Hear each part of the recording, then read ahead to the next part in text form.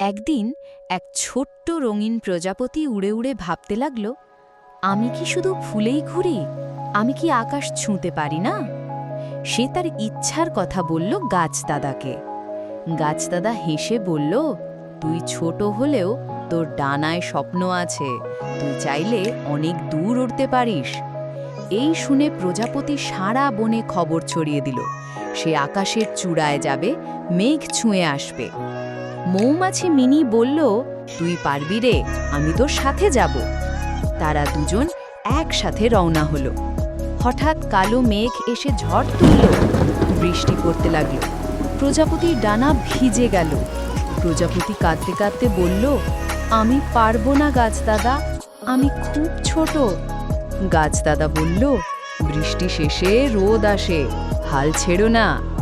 রোদ উঠতেই প্রজাপতি ডানা মেলল। এইবার সে উড়ল আরও জোরে, আরও ওপরে। একসময় সে সত্যিই মেঘ ছুঁয়ে ফেলল। মেঘের ভেতর সে দেখল রংধনু। সে হাসল আর বলল, আমি পেরেছি, কারণ আমি স্বপ্ন দেখেছিলাম।